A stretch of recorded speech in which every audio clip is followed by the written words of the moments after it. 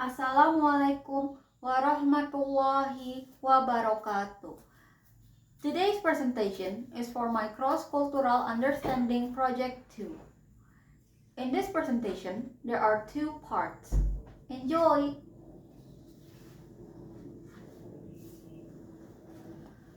Before we start, you may pause the video to read the content table. Now, let's move on to the first part.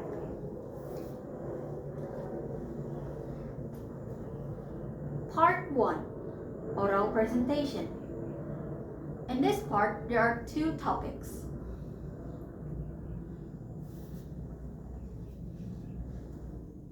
Topic 1. Culture Shock. According to Javarov and Aliyev, culture shock is the mental response that happens when an individual moves from their home country to a new cultural or social environment. Meanwhile, according to M.D. Sharif, culture shock is the stress, anxiety, fear, and confusion that someone feels when facing significant differences in people's behaviors, social norms, and expectations. In other words, culture shock is the emotional response, such as stress, anxiety, fear, and confusion, that we feel when we try to adjust ourselves to the new culture and environment around us. Now, let's move on to the next slide. Here are the two examples of culture shock. The first one, an American exchange student has difficulties to adjust to the food, etiquette, customs, norms, education system, and lifestyle in Japan during his exchange program at a Japanese high school for one semester. One of the examples of the differences in lifestyle between the United States and Japan is that the Americans usually wear the same shoes and clothes inside and also outside their house. Meanwhile, the Japanese usually take off their shoes and wear different clothes inside their house.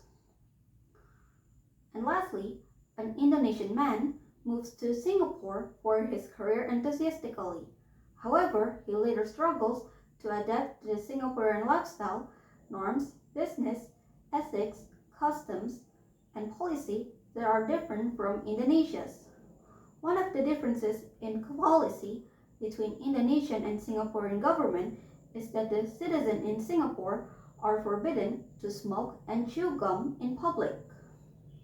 Now, let's move on to the second topic. Topic 2. Managing Cultural Conflicts. According to Ayoko et al., in Guo, conflict is the usual part of socio-cultural adaptation, especially in intercultural interactions. The effective management of conflicts in these contexts requires a high level of cultural intelligence and the ability to overcome challenging situations. According to Dai and Chen, conflicts can occur on both interpersonal and intergroup levels, often driven by political, economic, or cultural aspects.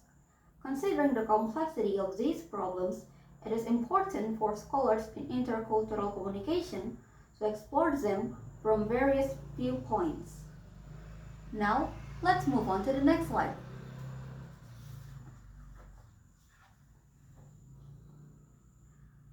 Here are the two examples of cultural conflict management. First, the Indonesian Muslim exchange students in England tried to negotiate with the rector regarding the schedule of their exam because it overlaps with the time of Eid al-Fitr prayer. As we all know, the British government forbid Muslims to pray in public, especially in schools and colleges.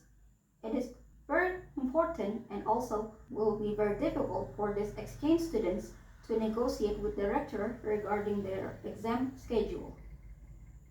And lastly, a British English teacher in South Korea created some adjustment and adaptations to her teaching techniques in order to make her lessons understandable for her students. Because the South Korea has a low proficiency in English learning, it is essential for this English teacher to create some adjustments and adaptations in her teaching techniques in order to make her lessons easily to follow by her students. Now, let's move on to the second part.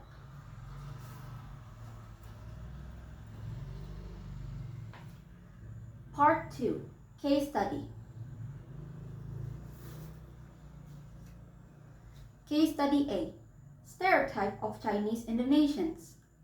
You may pause the video to read the case study first. Now, let's move on to the next slide.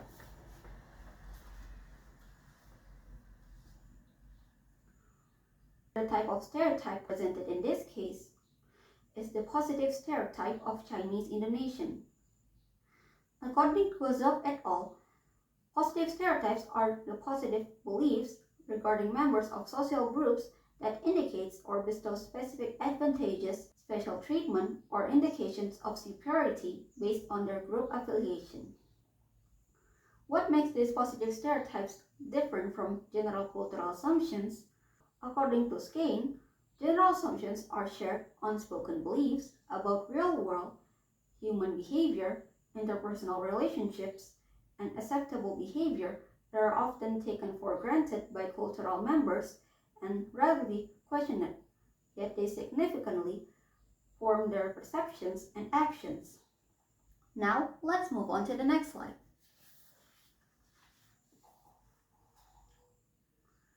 Here are the negative impacts of this stereotype on Chen. First of all, emotional consequence. As the emotional consequence, Chen will face mental stress, anxiety, and inner pressure. Second, social consequence. If she cannot meet the expectations from the people around her, they will be disappointed and dissatisfied with her results.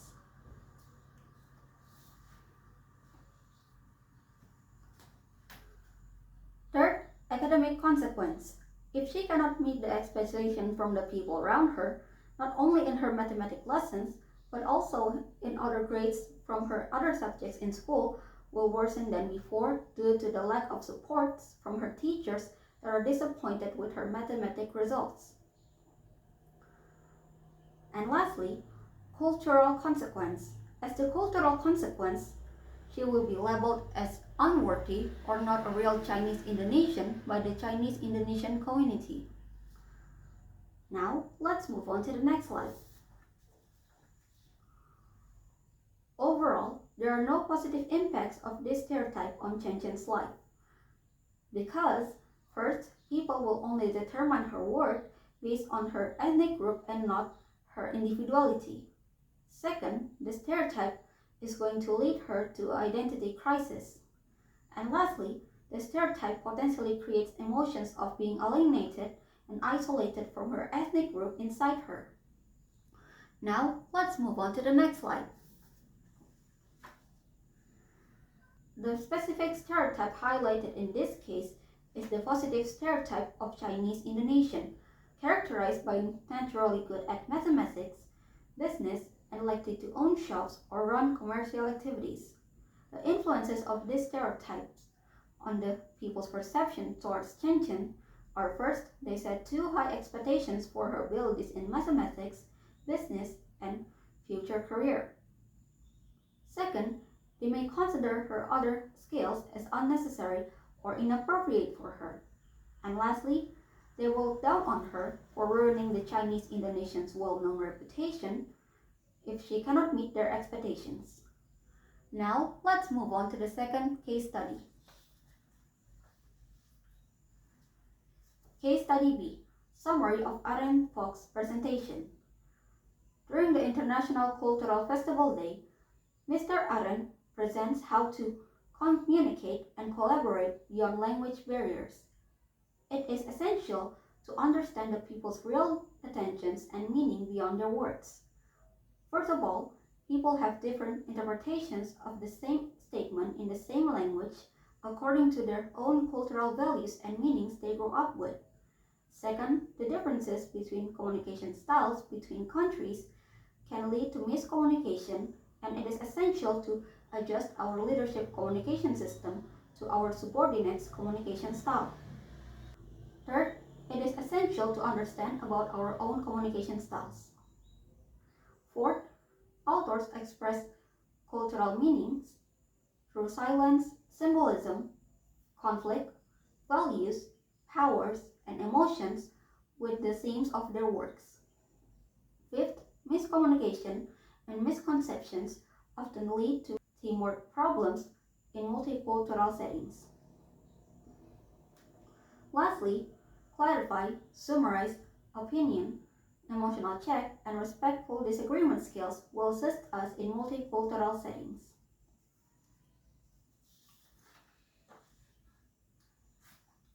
Honestly, I really appreciate the materials presented by Mr. Aren. There are many things that I can learn regarding the British and Indonesian communication styles, the differences, adaptations, and understanding of the communication styles and cultural values between the two countries will become handy in the business, economy, and literature fields. Personally, I love the British blunt, straightforward, and sarcastic communication style, and respect the Indonesian polite, sensitive, and harmonious communication style. The practical skills presented by him are very useful when we enter and contribute to society as grown-ups and for my own dream. Additionally, I can apply the materials about cultural meanings as insights for my own writing career. Overall, I really appreciate the materials presented by him.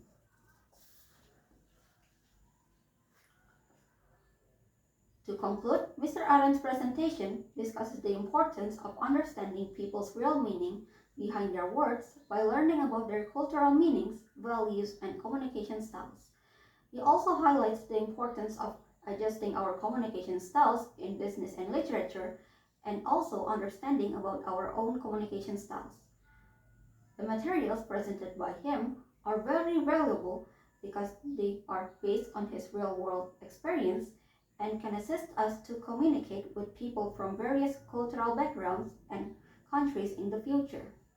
By applying the practical skills presented by him, we can communicate and collaborate in multicultural settings and contribute to the future well-being and development of Indonesia. Now, let's move on to the final case study.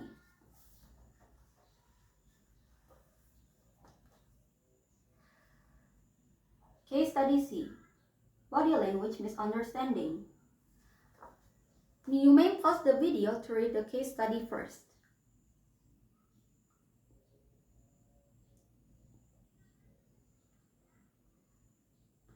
Now, let's move on to the next slide. How does this situation show that body language can lead to culture shock? First of all, Amran is unfamiliar with American signs, body language, and communication styles. According to Matsumoto and Huang in Pang et al., nonverbal communication signals may be understood differently by people based on their different cultural backgrounds. Meanwhile, according to Zhang, nonverbal communication can easily be misinterpreted, creating misunderstandings difficult to be cleared up. People may not even aware that certain nonverbal cues, in this case gestures, can lead to emotions of being disliked, disrespected, or disapproved. Therefore, interacting across cultures can be both inaccurate and very stressful. Now, let's move on to the next slide. What cultural factors influence the meanings of body language in this case? Some of them are the intercultural communications between the individuals, the sociocultural backgrounds of the individuals involved, and also the historical backgrounds of the body language used by the individuals. As we can see from the slide, this body gestures means well, okay, or good in US. However, in France it means insult. Now, let's move on to the next slide. What negative effects might this misunderstanding have on Amran's interactions with others? We are going to focus on the social hesitation. Because of his confusion, worries, and lack of understandings about the gestures used by his friends, he will become hesitant to interact with them and also to respond to them. That will lead to an awkward situation, atmospheres, interactions in the future. Now, let's move on to the next slide. what problem-solving strategies can help Abran handle this situation? Personally, I recommend him to learn common gestures through movies, cartoons, television shows, television news, and any other media available to him in order to deepen his understandings about the common gestures used by his friends and also to improve their interactions in the future. Okay everyone, before we end the presentation today, you may pause the video to read the materials of references that I use in this video. Okay everyone, that's the end of the presentation today and I hope you all enjoy it. Until next time, Assalamualaikum warahmatullahi wabarakatuh.